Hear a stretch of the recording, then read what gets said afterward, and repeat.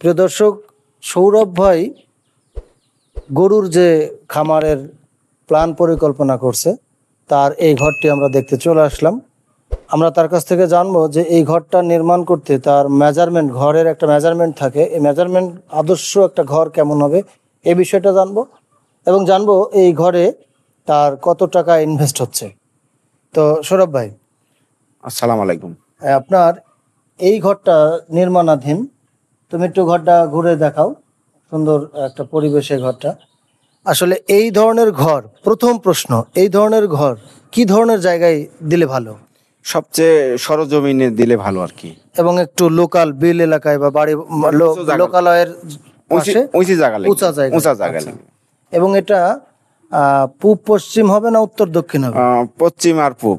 পূব পশ্চিম। আচ্ছা, পূব পশ্চিম এটা মুরগির খামার বলি, গরুর খামার বলি, পূব পশ্চিম হতে হয়। এটা কি জন্যে, এটা জানা আছে আপনার? এটি ধরেন ঝড় বাতাসের সম্ভাবনার লাগিয়ে হয়তো উত্তর দক্ষিণের যে বাতাসটা আসে সেই বাতাসে যেন অ্যামোনিয়া গ্যাসটা বের করে দেয়, এটাই। আচ্ছা, তাহলে এটার প্রস্থ, এই ঘরের প্রস্থ কত ফিট? প্রস্থ হলো 28 ফিট আর নম্বাতে আছে 90 ফিট। তার মানে আপনি ঘরটা লম্বায় দৈর্ঘ্যে যদি আরো 90 ফিট নেন প্রবলেম নাই? না না, প্রবলেম নাই, কিন্তু এই প্রস্থে 28 ফিট 28 ফিটের বেশি নেওয়া যাবে না। এটা একটি আদর্শ ঘরের মাপ এবং ম্যানেজমেন্ট। আর ওপরে যে টিনগুলো আপনি দিচ্ছেন, আমাদের দর্শককে একটু টিন দেখাও। এটা হচ্ছে সিমেন্টের টিন।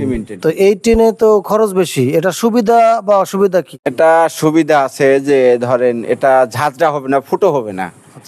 মানে যেমনি পুরাতন ঘরে আছে সব ফুটি হয়ে গেছে, এই টিনটাতে ফুটি হবে না, 10 বছর 15 বছর ফুটি হবে না। এদিক দিয়ে এক সুবিধা। আর 2 নম্বর সুবিধা হলো যে ওই ঘরের থেকে এই ঘরে তাপ কম, এর জন্য সুবিধা। এর জন্য আমি আর কি লিছি এই টিন ব্যবহার করছি। আচ্ছা, আবার এখানে আরেকটা জিনিস দেখতেছি, এটাকে দেখো ভাই, আসেন। যে মাঝে মাঝে এই যে এখানে দেখতেছি একটি খুঁটি সিমেন্টের আর একটি খুঁটি বাঁশের, একটি খুঁটি সিমেন্টের, একটি বাঁশের।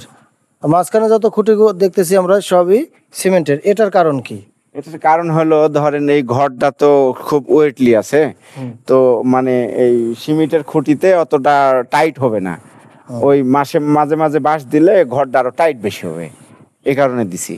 আচ্ছা, এটা এটা কত হাজার মুরগির জন্য, মানে এটা মুরগিও আপনি পালতে পারবেন, গরুও পালতে পারবেন? গরু পালতে পারবেন। কত হাজার মুরগির বাজেট এটা? এখানে ধরেন 2500 মুরগি আটবে। 2500 মুরগি। আর গরু যদি উঠানো যায়, কতগুলা গরু? গরু আটবে ধরেন 80টা গরু আটবে। আচ্ছা, তাহলে 80টা গরু, 2500 মুরগি, এই মাপের ঘরে আপনার এখন মানে কমপ্লিট করতে কেমন খরচ হবে? এই ঘর করতে ধরেন 3.5 লাখ টাকা খরচ হবে। 3.5 লাখে এটা কমপ্লিট হবে? আচ্ছা, তাহলে ঘরে তেমন একটা খরচ নাই, 3.5 লাখ মোটামুটি একটা সাশ্রয়ের মধ্যে আছে। জি। তাহলে এটা আপনি অ্যাকচুয়ালি এই ঘরটা করার টার্গেট কি, গরুর জন্য না মুরগির জন্য? আমি অরিজিনাল নেয়াতি হলো মুরগি করব। মুরগি করবেন। তো এখন আপাতত অপ্রাকৃষি মুরগির ব্যবসা হয়েছে না, পুলেটও টিকছে না, এবং ডিম প্রোডাকশনের মুরগিতেও লাভবান হয়েছে না, প্রতিদিন লস দিচ্ছে। তাহলে প্রতিদিন যদি লস হয় তাহলে কত লস দিব বলেন? তাহলে তো একসময় তো ব্যবসায় নাই হয়ে যাবে। সে কারণে ধরেন আপাতত অপ্রাকৃষি, দেখি পরিস্থিতি ভালো হলে চিন্তা ভাবনা করব। আর যদি এরকম হয় তাহলে আপনি গরুর দিকে মুভ করবেন? জি। আচ্ছা, গরুতে লস হবে না, গরুতে আপনি প্রফিট করতে পারবেন, এটা আপনি বুঝলেন কিভাবে? এটা যেহেতু আমি পাশাপাশি গরু করেছি, তো ধরেন আমি হয়তো বা একটার থেকে শুরু করেছি, হয়তো বা আরো 2-5টা নিয়ে আরো আগাতে পারবো আর কি, এরকম চিন্তা ভাবনা আছে। তো সৌরভ ভাই, সর্বশেষ যে প্রশ্ন সেটা হচ্ছে যে পানির সুব্যবস্থা এবং বিদ্যুতের সুব্যবস্থা এটা কিভাবে করছেন? এটা ধরেন আমার এখানে মিটার আছে, এই মিটার থেকে মোটর পোতা আছে, মোটর থেকে আপনার খামারে পানি চলে আসবে। মানে আপনি বাসা থেকে এটার সুব্যবস্থা করছেন। প্রিয় দর্শক, আপনারা এতক্ষণ শুনছিলেন সৌরভ ভাইয়ের একজন, আমি সাকসেসফুল খামারই বলবো, কারণ সফলতা এবং ব্যর্থতা দুটো মিলেই জীবন। তো ওনারা 10 বছর 15 বছর ধরে যে ফার্ম করছে সেখানে অনেক বাধাও আসছে, বিপদ আসছে, সব মিলে তারা যে এখনো টিকে আছে, এই টিকে থাকাটাই আমার কাছে একটা সফলতা। পাশাপাশি আবারও সে আরেকটি নতুন সুন্দর একটি ঘর করছে, তার উত্তর সাফল্য কামনা করি। এবং আপনারা যে যেখান থেকে ভিডিওটা দেখতেছেন, কে কি বুঝলেন এবং কারো যদি কোনো প্রশ্ন থেকে থাকে অবশ্যই আমাদের কমেন্টস করে জানাবেন।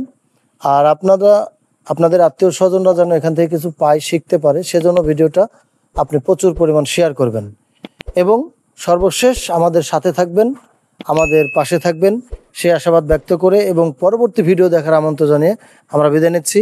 আসসালামু আলাইকুম ওয়া রাহমাতুল্লাহি ওয়া বারাকাতুহু।